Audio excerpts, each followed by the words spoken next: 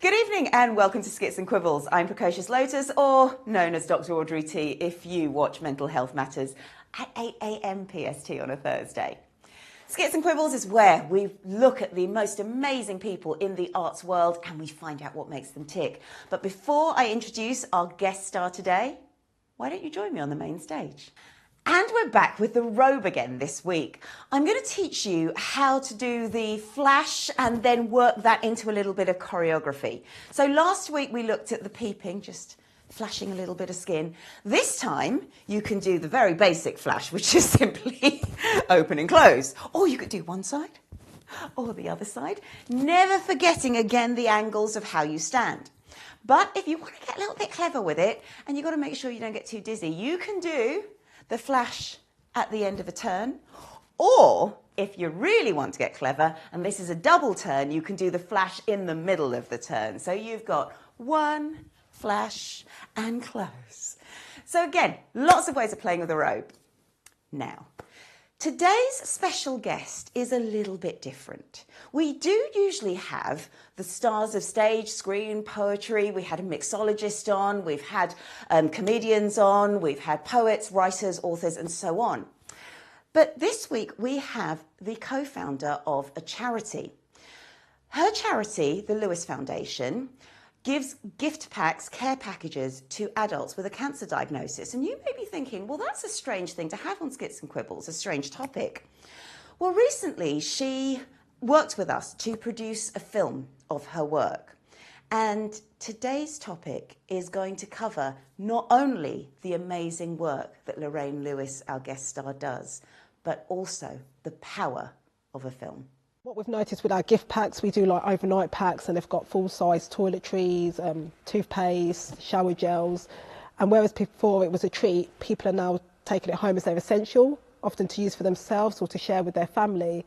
So it's simple things that we take for granted. You might think, okay, they can go Poundland and buy a shower gel for £1.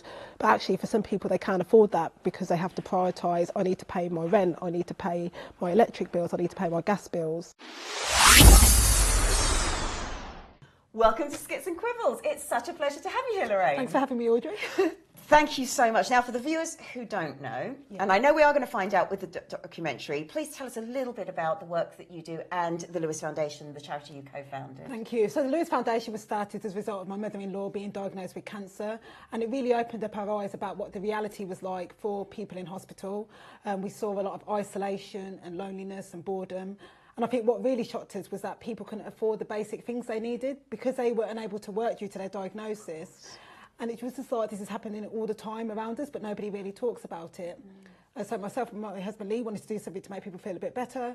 So it was the idea of going to the hospital shop and buying simple things, books, sweets and toiletries, and spending time with people and seeing the joy that it brought.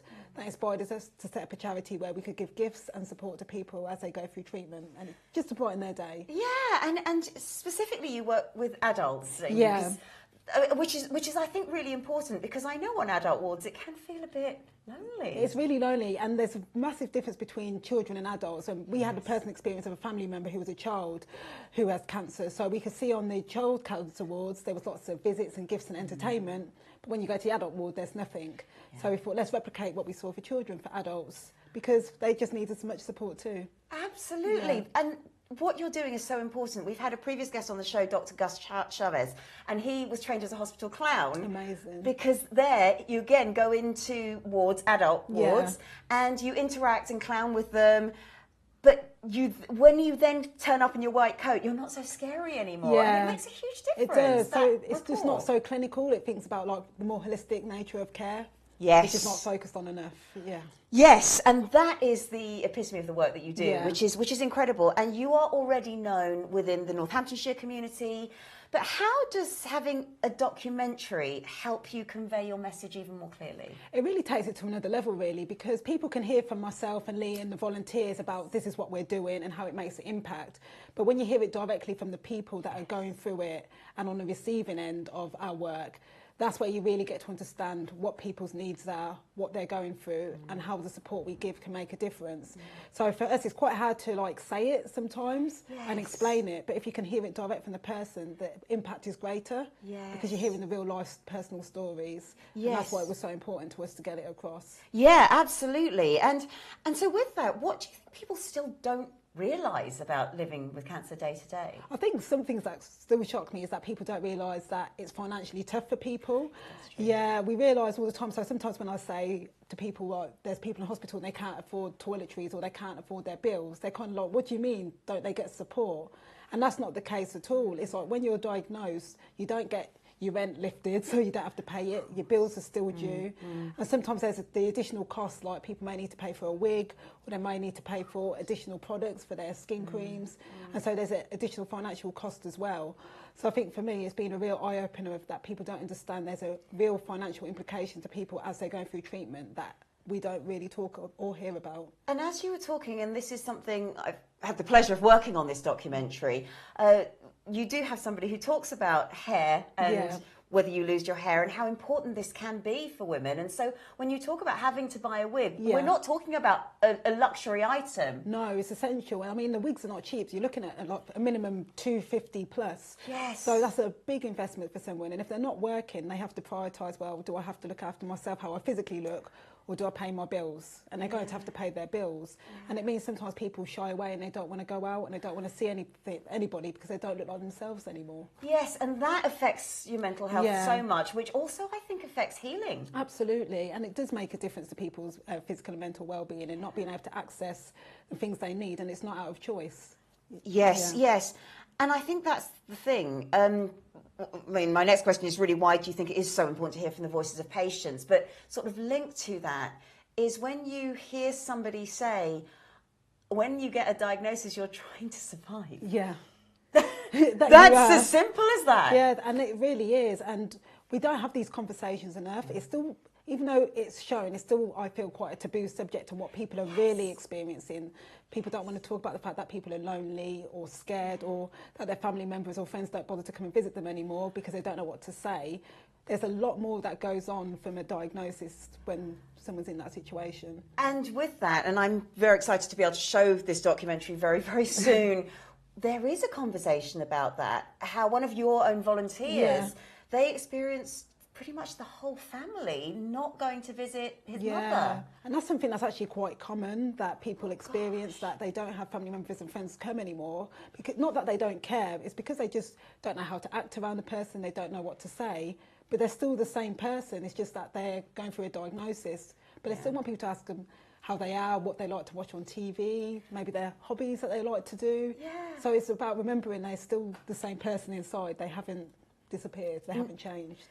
I mean, we were so thrilled to work with you on this amazing. piece, and it was a really uplifting experience, actually, and to meet the amazing people who gave their time. You had volunteers, you had people who were your beneficiaries. It was a really beautiful experience, and you must experience that when you go into hospitals and speak to people. Absolutely, and it's on a daily basis. You go in and people just say, I was just given a gift, but actually it's a lot more than that for people. It's about them not being alone, that society out there cares for them. So when we get messages on a daily basis, whether it's a picture when you wake up or, you know, a text message to say it made me feel really good and kept me going, it makes everything we do worth it. And that's what it's about, just showing people that support in their time of need. Oh, well, we are absolutely thrilled to have the world premiere of the documentary that we were able to make with the Lewis Foundation. It's Through My Eyes, Lorraine Lewis. I think the biggest thing is from the minute you're told that you've got cancer, you're the person with cancer. You forget the person itself, and you know, that's who you are. It was no longer Graham, my husband. It was Graham, my husband with cancer. I get people come to me going, oh God, blah, blah, blah, this, that and the other's happening. I'm like, oh, sorry, I shouldn't be saying that to you because of what you're going through. And I'm like, God, I'm not Colleen with cancer, I'm Colleen. I need to know what's going on in your daily life. Should I look withdrawn? Should I look like I've got no fat under my skin, that I'm literally a cancer victim? Because that's the perception of people with cancer, is that they're dying. And I'm not dying, I'm living.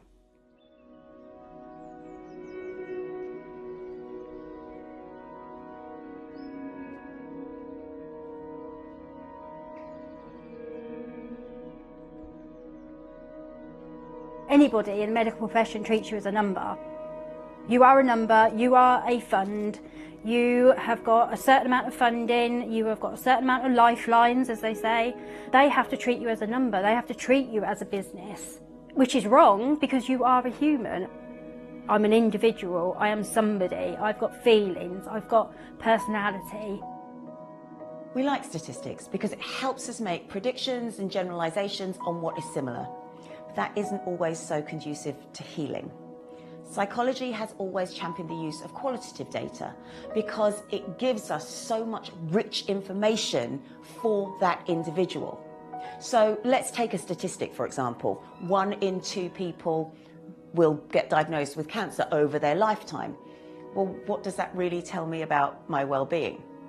But if we were to break that down, speak to those different ones, and to learn for every one there will be a different diagnosis, a different way our body reacts, a different means of accessibility, financial support, people around us, and so on, we have a massive opportunity for supporting that next person, that next one who gets a diagnosis, but also when it comes to interventions or social changes that need to be made, there is a huge opportunity for making changes that are actually going to work. Lorraine and Lee Lewis founded the Lewis Foundation in 2016 because they recognised that adults who had a cancer diagnosis sometimes faced it alone. And they set about sourcing donations, packaging and delivering gifts, whilst giving support to patients on oncology wards. To date, the team has almost 50 volunteers and hundreds of regular supporters. And the Lewis Foundation has gone from delivering 80 gift packs a month to one hospital to delivering over 2,500 gifts to more than 15 hospitals in the Midlands every month. Each bag is carefully crafted to support the varying needs of a patient with a cancer diagnosis. You don't realise the impact that that little white bag has on people. One of the things that my cousin suffered with chemotherapy, you get really dry skin. So the Pamper pack, it's got hand cream, it's got foot cream, it's got body cream, lip salve. They put the little bags of sweets in, and it's not because they're sweets, it's because you get a dry mouth.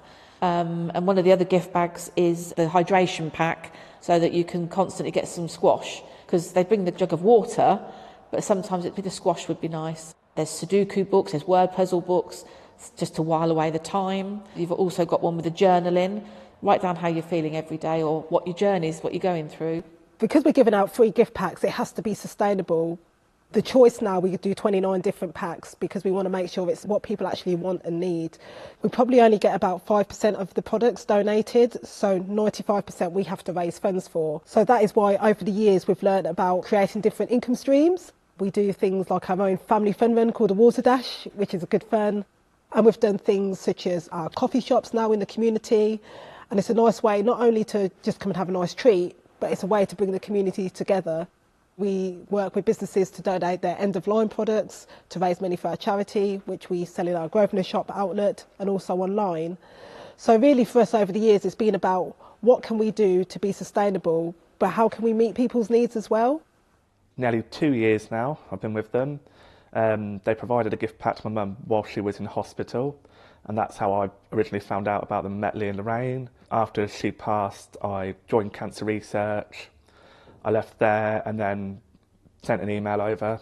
Started off with just going to a packing session when we were at King's Heath. 2 years later, I now manage the shop. I'm the pack coordinator now. I liaise with all the hospitals, and I'm also the volunteer manager for the charity.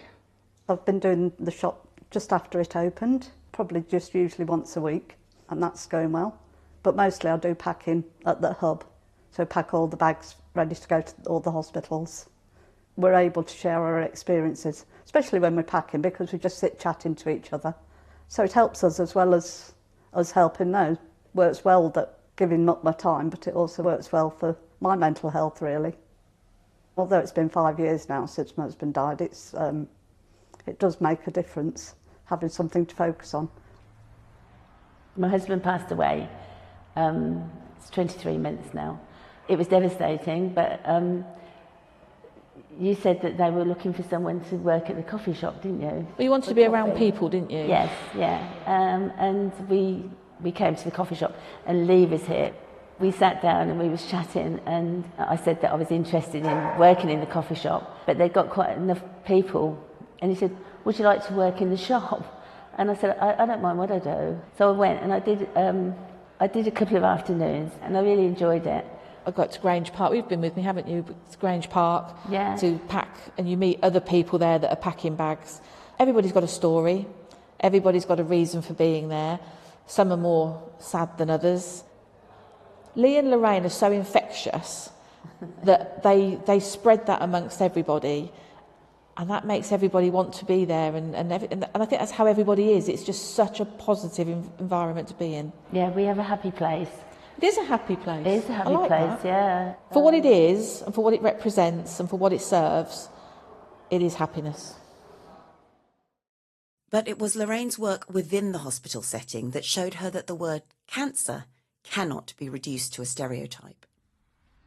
So basically, thought I had appendicitis. 6 weeks later, I went for a post-op checkup. He went, have you got anyone with you? And I was like, no. And I literally went in my head, he's going to tell me I've got cancer. No, don't be stupid. And then those words were out. It was cancer. It was appendix cancer, which is really rare. It's about 4 in a million. It travels through your lymph nodes, but also travels through your peritoneal. So you've basically got double the chance of not surviving. I then had my appendix out. I had a part of my bowel out. Had the 6 months chemo. Then I had a PET scan. And again, thank the Lord for the radiologist, because the lymph node had grown to 11 millimetres, and normally they don't report anything over a millimetre. So he just spotted it. But then I had about a 12-hour operation in the February of 2018 called cytoreductive. So they took out every other possible organ where the peritoneal would develop. And it was really weird, because I could have chose not to have the operation. It was a 50-50 chance that I would develop peritoneal disease. Then I would have to have the operation with a prognosis of 5 to 7 years to live.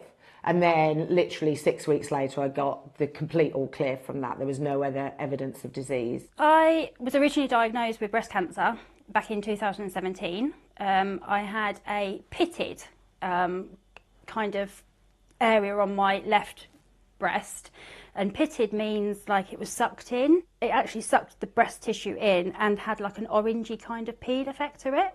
I was 42, not a lump. Every time you go somewhere, everybody says breast cancer's a lump. I kind of left it a little while thinking that it wasn't breast cancer and it was nothing. Turned out that it was breast cancer. I needed an operation because it was, I think, about 3 centimetres at that time. So it was quite small. Had the operation, took all the margins, they were clear, the lymph nodes were clear. Thought I'd aced it as such. We had a onca test, which onca, they take a sample of the tissue, the breast tissue, and send it away to America at that time, and you get a score back between 1 and 100. Anything under 35, you don't need chemo. Anything over 35, they recommend that you have chemotherapy. So mine was 17. So there was no need for chemo. So we went and had radiotherapy. We had 25 sessions of radiotherapy, and everything was clear. Absolutely hunky-dory. Great, it's gone. We're sorted. Back to work after a bit of time off. So went for my second year checkup. Mum mentioned to the consultant that I'd got this pain and I'd forgotten all about it. So he said, right, okay, that could be an effect from the radiotherapy. So we'll get you checked out. We'll give you a bone scan just to be on the safe side and make sure that everything's okay. So over like a 3-month period, we were going backwards and forwards between the consultant and the appointments and things like that. And eventually I had a CT scan, I had an MRI, I had another, I think, bone scan at that time. They eventually turned around and said, yes, you've got secondary cancer in your spine. That was an absolute gut-wrenching diagnosis, even worse than the first one. The hardest thing for me is that there wasn't enough explanation. The way that my brain is, I need to know every little detail because that's just who I am as a person. So whilst my oncologist was absolutely fantastic, there wasn't enough support. You know, you get told about certain side effects, you know, and I had some wonderful friends who bought me plastic knives and forks because I wasn't couldn't touch metal. I couldn't touch metal at all. It would give you, it's neuropathy it's called. Fortunately, my neuropathy only lasted whilst I was on treatment. I've got a picture of when I started my chemo and the day that I ended my chemo, and I was probably about 10-ish stone on day one. 6 months later, and I was 15 stone. So because of all the steroids, and also there was no advice about what to eat. So if you'd have seen me at Christmas, I had a full head of hair, dyed blonde, and I'd never lost my hair before. It got thinner and thinner and thinner. To a point where I didn't even recognise myself. So I got hold of my hairdresser and said, can you please just take it off? I actually quite like the bald look. I've got a little bit going on now. I love my scarves. I love wearing all different coloured scarves. I think you can create an individual look out of that. The wig's kind of itchy, scratchy, but there are people out there that need the wigs to make them feel like who they are as well. I'd be quite happy to walk around with no scarf on my head. It doesn't bother me, but it's the look of other people and the judging that I find very hard, because I don't want a parent to go to a child and say, look at that lady, or the child go, that lady's got no hair, and then the parent explain in a negative way, because I've got no control over that. So I will take my scarf off, and I've got, as I said, a very little fuzz going on. And a lot of grey, which I didn't realise. But this is what you can look like when you go through chemo. So as soon as someone's diagnosed with cancer, often it's something that's out of the blue. It impacts on their ability to go to work. That means sometimes people can't work at all. Often they might not be getting any sick pay at all, so they go on to statutory sick pay, which then massively reduces their household income. But then you also have to think about the person that's looking after them, their loved one. They probably can't work as well because they need to support with taking them to the hospital and looking after them at home. So you notice greatly that you've got often two people now that have both had their income drastically cut, or if somebody's on their own, they have no backup or support.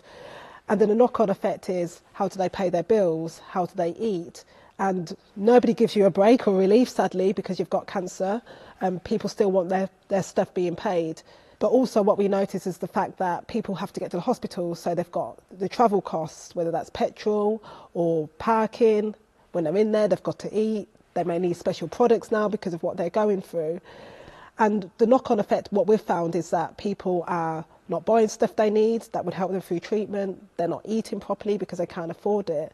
And I think because it's not talked about, people don't realise that's something that people go through on a daily basis. And a knock-on effect is if somebody can't eat properly, then they're not able to get through treatment, which means they're in hospital more often than they probably would have been if they were able to eat properly. And the same with products. If you don't have the right skincare products to use, that means you have to go into hospital to be treated, which if you had it, you probably wouldn't have. So it's actually a real knock-on effect from a diagnosis. It really impacts every element of people's lives. So with my mum, I was probably, between me and my granddad, the main people who were around. Some of my family didn't really cope with it, especially seeing her in the hospital setting. At the start, you'll get given so much information, so much you've got to look out for. For the first lot of treatment, you have to keep a track of her temperature every few hours, make sure she's okay, check for any rashes or anything. Bit intense at the start, then it calmed down, but depends on the treatment. Some are easier than others.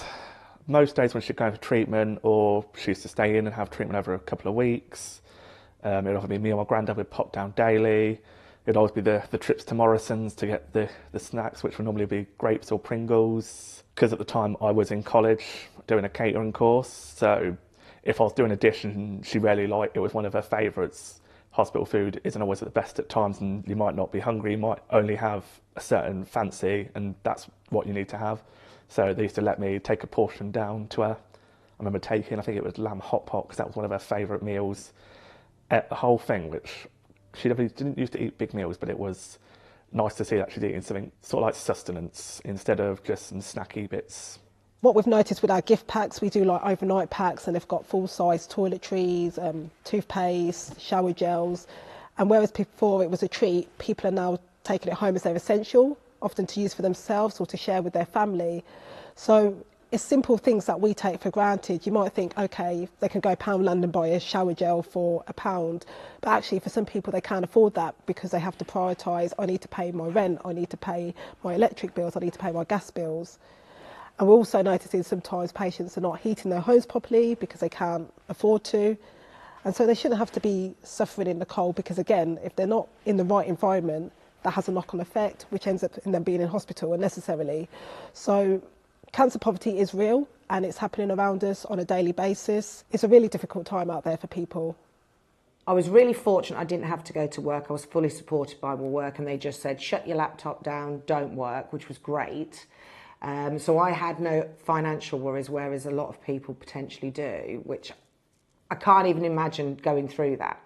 You know, you're going through one of the worst things in your life, and then all of a sudden, and then I remember people telling me, oh, you can claim for this, and I couldn't claim for anything. And I just think people should get full support on that, because all you're trying to worry about is, am I going to live? Am I going to live?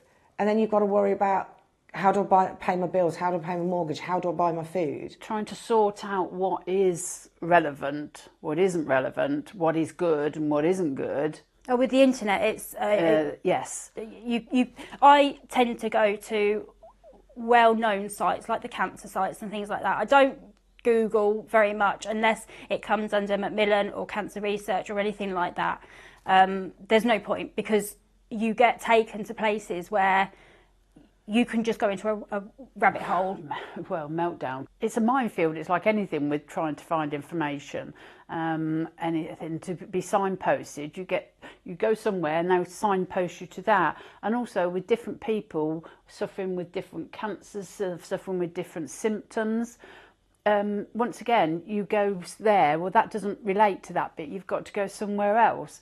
And if you haven't got the time, I think it's really, really difficult, because I find it difficult sometimes, especially now because you're at the hospital 3 times every week and different things. So those people who have got other commitments, I think must find it really, really difficult. There are groups, there are support groups out there, but not many, and also we've found that not many of, shall we say, cancer sufferers actually attend these groups. No. There's not that many for the amount of ladies there are. It's, shall we say, men. Northamptonshire, or men, in Northamptonshire, the groups that you go to, there's not many actual people attend them compared to the numbers that are actually suffering, are there? Tracy belongs to a group which is really good, and I've been with her a few times as her support. She says, oh, here's mum, she's my support, she's here.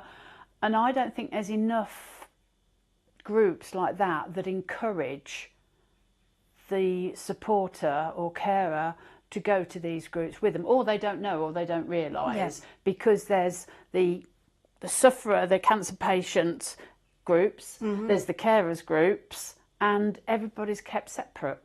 I have loved my mum coming to the support groups, because it has helped me as a person, because I don't have to explain some things. So I'm actually bringing her into my world, which I think is important, because you kind of have separate worlds. Separate worlds. And it's bringing everybody into the one. Channeling her previous career as a barrister, Lorraine has become an advocate for those with cancer, speaking on broader platforms, including the Westminster Forum Project's Health Forum Policy Conference on the next steps for cancer treatment. It was full of doctors and professors, and initially I thought, well, what can I actually add to this? But actually, we're going into hospitals on a daily basis and seeing people on the ground. We're hearing what they want, we're hearing what they need. And I put a message out there, has anybody got anything they want me to share? And patients were like, can you touch on this? Can you touch on about the fact of cancer poverty? Can you touch on the fact that we're just treated as a number rather than a person? And I was able to put that across in forums where I can actually do something to make a difference. So for me, my previous career has really helped me be a voice and use my voice for good. And that's what I've really loved about it. I think that we know the NHS is stretched, we know resources are tight, and we can't keep saying the NHS is stretched and the resources are tight. Well, what can we do about it? We have to be creative. We know things are not going to change overnight, but we can use what we've got to make a difference. The hospitals can partner up with organisations like ourselves to try and do some initial work, like getting these packs out to people so they've got their toiletries or they've got something that they can use to pass the time at home. And I think it's about, we have to can't keep saying nothing can change. We can make changes within our own communities, and I think that's something we've really embraced, and that's why the hospitals are reaching out to us from different parts of the country, is because we're not just looking at people as a number, and we're not just treating them as an illness. And we know that the illness has got to be treated, but we're treating them as people. And I think more and more it's becoming apparent to the hospitals that we can't forget about the people. I think that's the real hard thing, is that the reality of what cancer, and the reality is that it's different for everybody, and there is no wrong or right on your journey.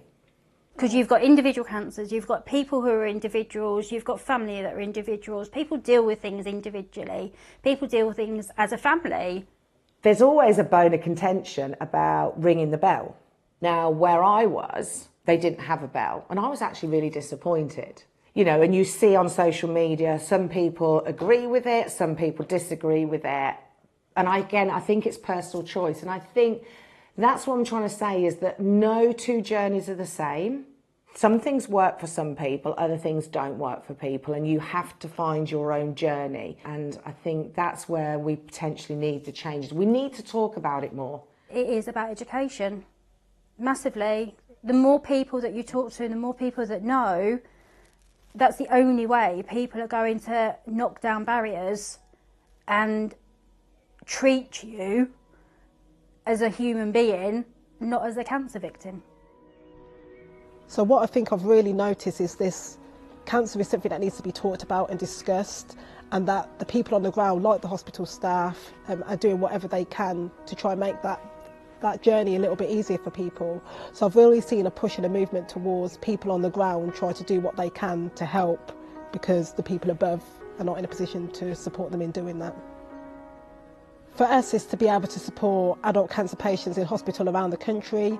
That's something that my husband Lee and I are really passionate about, making a difference, and we've seen what we do matters and it is important. And often people see it as quite surface level, because they might think it's just a gift, but actually it's letting people know that you care, that you're thought about, and that we don't want anyone to go through cancer treatment alone. And that's how I see it.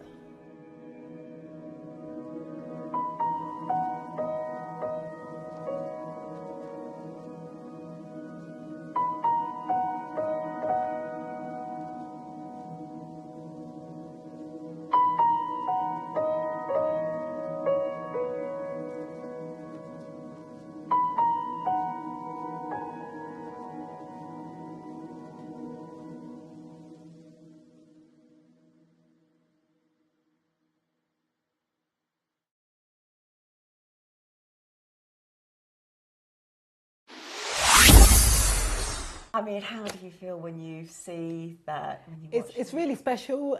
You know the work that you're doing makes an impact, but when you hear it and see it firsthand and you can put it into context, it just made everything we do worth it. That's what we stand for. That's what we're about. It's about looking at the holistic care, like I said, about patients rather than them just being treated as a number, which I know a few people have touched on. It's about making sure people are not forgotten as they go through their journey. So it's a really special and very powerful film. It really is. It is, absolutely. And it's two things that you've pulled out there.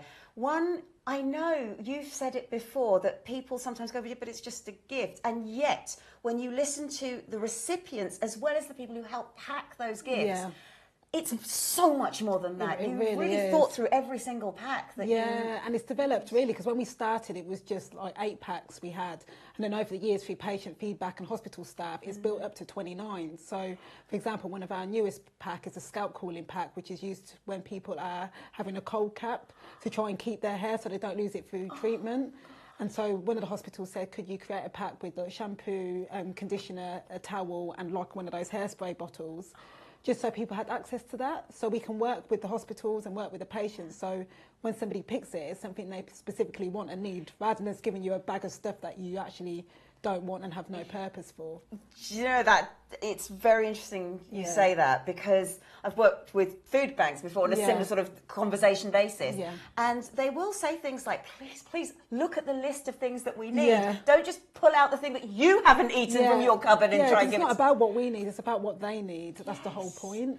Yes, and so related to that, who needs to hear those messages that came out through that film? I think society as a whole, to be honest, because anybody or any one of us could be in this position, or a family member or a friend, and we need to know that if we are in this position, how we handle it and how we support people and how we get people through what they're going through. So I think it's an educational piece for society as a whole, irrespective of what age you are, and I think that's even down to people that are children, because they need to know, they're fully aware of what's going on. We go to a lot of schools, and when we present, they're asking us so many questions, whereas the teachers and parents think they don't know, they actually do, and they listen and they observe. So it's a whole society thing, I think. I think you're right, because when it comes to children, if you don't tell them, they will they'll fill in the gaps. Yeah, and they'll figure it out themselves, or they're smart enough now, they can do their research on the internet. So if you can educate people correctly, with the correct information, they'll be able to handle it better and deal with it. I mean, I know what really surprised me, because I came into this film thinking almost one thing, we're going to show this, and then when we actually went through the interviews, we actually got a very different message out. And one of the key things that came through was how everybody said, I wish people wouldn't see me as cancer. That's it. You know, it's not. The very first woman who speaks, she says, my husband is my husband. He was Graham. He wasn't Graham with cancer. Yeah, which is what people say. So when you go into hospitals, a lot we do, it's not saying this is a person with cancer. You just walk in and say, oh, what's your name? And then we get to know them, hand a gift out, just chat to them. And people said it's nice to be treated as if they're normal. Yes, because they are normal and they are still that person. Yes. And I think, so when the video with Jill talking about Graham, her husband, she wanted him to be reminded that's him. Yes. And it's really important for people and their families. You could hear that as well. Colleen, I think, just was very passionate about it, because people do say they feel like they've forgotten, that they're not the same person they were anymore. And then everybody tiptoes around that, exactly like you say. That is so true. I mean, how does it help the individuals with going through a cancer diagnosis to not only have their voices heard, but actually have that normal representation on film? You know, not necessarily, oh, we're taking you out here to just be the cancer poster girl, or, you know, which feels it can feel a bit. I think it's for people seeing that they're not on their own, and that there's people that are going through something similar to them. So it might be they've experienced a certain side effect and they think there's something really wrong with me, but actually hearing a person speak to say, I went through this, they realise actually it's not as bad, or I know how to go on and deal with it. Yes. And I think hearing the direct voices from the people that are in that position makes such a huge difference, because you can relate. Yes, that's so true. You can relate to it more. And then there's little controversial things when Colleen talks about ringing the bell in some places, and some places have a bell, some places don't have a bell, and she was explaining there was quite a lot of controversy on social media as to whether people want the bell. But I wouldn't even think that, because a lot of media posts it as, oh, it's a ringing the bell. It's just a thing, whereas actually you don't realise, well, some people really don't. Yeah, some people don't want that, and I think it's about people asking, what do people actually want? So on an individual basis. So you may think everybody wants that, actually they don't. Why not ask the people rather than just assuming that's what they want and actually making them feel worse about themselves? Yes. I think it's about the hospital staff and people just having conversations to understand what are people's actual individual needs and treating them accordingly on that basis. Absolutely. And then related to that, you've got this whole issue about that being a number, being a funding pot, and if you're this, then you can have this treatment. Yeah. That frightens me. Yeah, I mean, we hear all the time that people feel like they're just a number in the system. There's so many people that are coming through that they don't feel that they're heard, they don't feel their individual needs are met. And I think that's why having forums like this where people can actually hear this is what people are experiencing and going through, and that they need to be seen as an individual rather than a person, it might make people think and remember that actually they need to reflect about how they deal with people. I agree with that, because I know when I was doing the little expert comment bit on there, there, we use statistics all the time. And so one of the key things there is, okay, well, 1 in 3 people may have a cancer diagnosis. Well, yeah, but how does that really impact me? Yeah. But listening to everyone speak, Yeah. I suddenly thought, exactly like you say, well, if I had those symptoms, then at least I know, or if a loved one had those symptoms, I can connect with that. Yeah. We can help people on a more individual basis when we take them out of being a statistic and actually listen to them as individuals. And I think so. And I think in the long term, it'd actually make a difference, because if you listen to people's individual needs, you might think, actually, well, I could treat them in a particular way. So, for example, we had a request from a hospital where people with head and neck cancer were kept coming in because they couldn't afford to buy the products they needed. So it was like a pack bundle that was about £50. Whereas if they had the funding to get that pack, they wouldn't have to come into hospital as much. So actually you could probably save the hospital some money and time in the long run, which means you could treat more people. Yes. So that's why it's so important to listen to what people's actual needs are, because it would help in the long run. And then I think something you said as well was about how if they had all of the support, they wouldn't have to come into the hospital to get all of those things, which puts them at risk of infection. Yeah. It's tiring. Yeah. It's all of those extra things which almost sends them back to hospital even faster. Which you could sometimes potentially avoid if people had what they needed in the first place. And that's something we have seen over the years, is there's those little things that if was sorted out, it could actually save time in the long run. Yeah, it's always the way, isn't it? Yeah. But again, it's only when you're in there that you actually realise, see what's happening. Are there issues in the way that the media currently focuses on cancer? It is a big topic. We are talking about it a little bit more, but it does seem to be in a very specific way, a little bit like menopause. You know, there's a certain group of people who will always talk about, and they always talk about it in a certain style. I think it's just about sharing people's actual real life stories rather than just you do your usual advert, people need emotional support, or you can phone a helpline. That's not actually always what people want. Actually, maybe sharing actual real voices and real stories, because you don't really see that in the media. Not very often. Actually, what are people going through? What are they experiencing? The fact that they have isolation, loneliness, the fact that they can't afford things, which I never really see be spoke about at all. I think it's about putting it across in a way that people can see there's real life stories. Actually, you can survive as well, because sometimes the adverts and things can come across as very negative. And we do have people living with cancer, and people don't always look the same way as we expect people living with cancer as well. I think it's about presenting real life stories, hearing from real people. I fully agree with you. What are your hopes for what the film might become a bit more of a catalyst for? Because I know you speak at forums, I know you speak in very important places where your voice can make a difference. I think for us it's about holistic care, which is something I keep touching on, and that we need to start treating people as individuals rather than just putting them to groups, and that's that particular type of cancer, that's how you're going to be. And it's not. And it's not, and it's about really looking at the individual needs of people, and that's going to help long term for everybody, for the hospitals and for the patients, and that's what we hope we can use it as a vehicle to say, look, these are real life stories, listen to it, and you could do something to make a difference. Yes, it is just about listening to people. And I know something that you're really passionate about is cancer poverty, and that's not something I'd heard about until I'd spoken to you about it. I mean, what is happening out there? It's really scary. I mean, when you've got hospitals telling us like the reason that your toiletry packs have increased is because people can't afford to buy basic items that, you know, you could go into a shop and pay £1 for deodorant or buy some shower gel. You know there's a real problem going on. You hear a lot about food bank poverty, but you don't hear about this, and this is happening all the time, and it's just as important and just as valued, but like I said, people don't talk about it.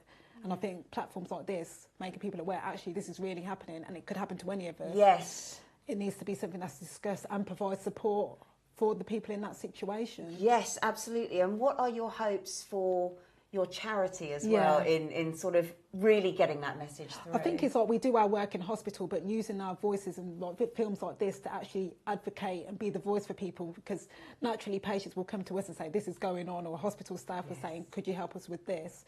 If we could use this as a platform to provide like a document where we could go, look, let's start driving some change, that's what we would love to achieve. I love that, a charter. Yes. Oh, well, watch this space. I love Absolutely. I love that. Well, the work that you do is going to be emotionally taxing. What we do challenge all of our guest stars to do is something called the Great Dream Challenge. So we're going to be giving that to Lorraine in just a moment.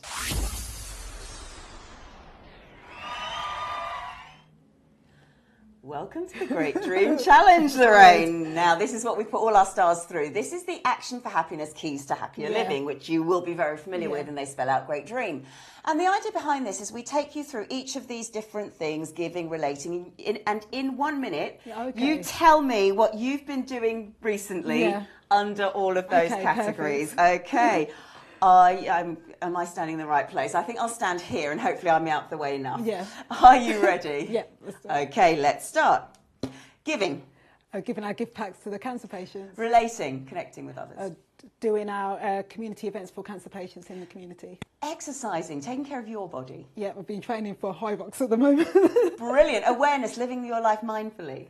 I think promoting what we're doing through the film has been a great way to raise awareness. Lovely. Trying something new, trying out new things. Ooh, I think with the shop in Luton, yes, which has really pushed us outside of our comfort zone. So yes, brilliant. The shop in a different area. Goals to look forward to.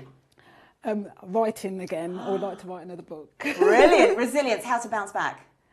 I think what I've learned lately is with juggling multiple things with the shop and running the charity and making sure I'm okay. Yeah, keeping going. Yes. Emotions, looking for the good in things. When I do my journaling in the morning, trying to be positive. Acceptance, being comfortable with yourself. I suppose not trying to be too hard on myself. And time is up there. You have got to Great Dream. So you are in second place with Dark Sugar, our drag queen, and Reverend Mandy. Amazing. So you are in there. Here we go. Hey, well done. Now, final words, really, Lorraine, before we play out with the importance of making films and the importance of documentaries. Yeah. What would you say to the viewers that you want them to think more about when it comes to supporting somebody with a cancer diagnosis? For me, I would just say, ask. If you're not sure how to speak to somebody or what to do, just please speak and ask, and just say, if you don't know, I don't know how to speak to you, or I don't know what to do, can you tell me what would work for you? I think it's about communication. It's really, really important. Let's take the post office scandal, for example.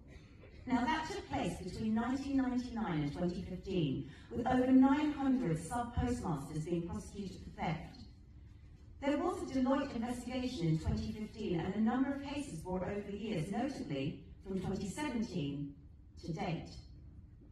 But were we talking about it then? The statistics from Prolific North said the first investigation of the case was published in a 2009 Computer Weekly by Rebecca Thompson. And since then, Computer Weekly published around 350 stories about Horizon. Data published recently in The Sun showed that The Times published 383 stories about the scandal, the Daily Mail 343, the Daily Telegraph 234, the Sunday Times 152, the Daily Express 127, and the Sun 101. And as well as that, there were 3 panorama investigations of the affair. The first in 2015, plus numerous radio and TV investigations, from Radio 4 to Inside Out to S4C Welsh Channel Current Affairs programme Taro Law. The documentary in 2020 brought more interest in this unbelievable and unjust miscarriage of justice, which has huge implications for all of us, not least in our faith in the very system that is supposed to do us justice. But, wow, when the 4-part dramatisation, Mr. Bates versus the Post Office, hit our screens at the start of 2024, not only did we all know about it, talk about it, but action was finally taken. It only took 10 years and a film to make that happen.